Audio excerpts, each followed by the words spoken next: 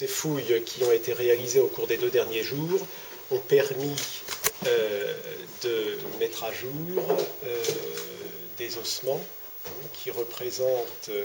la quasi-totalité d'un corps dont on sait aujourd'hui, car les expertises ADN ont été réalisées,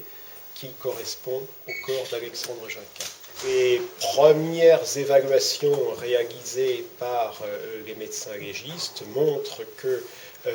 les ossements qui ont été découverts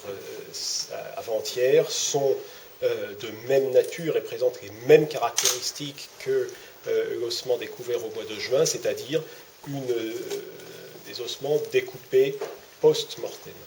Les ossements ont été retrouvés dans un canal, une sorte de canal qui est latéral, parallèle à la rivière, et qui donc est un endroit d'eau stagnante, dans lequel une quantité très importante de gravats avait été déversée, et c'est sous cette couche de gravats que la découverte a été réalisée. Un des enseignements de ces investigations de ces derniers jours, c'est effectivement de montrer chronologiquement un certain nombre de choses et de poser des hypothèses plus précises dans la délimitation chronologique des faits. Et ce que l'on sait avec certitude, c'est que les gravats sous lesquels les ossements ont été découverts ont été déversés à cet endroit à partir du 15 juin. Nous disposons maintenant d'un élément qui faisait défaut jusqu'à présent, c'est-à-dire la détermination d'un moment, plus ou moins précis, mais d'un moment au cours duquel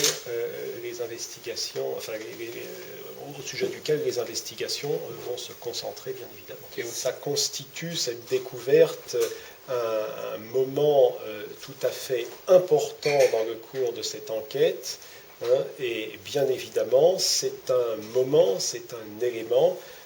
qui va permettre de réévaluer un certain nombre d'hypothèses de travail, de dégager des pistes de travail nouvelles. C'est donc un moment clé de cette enquête.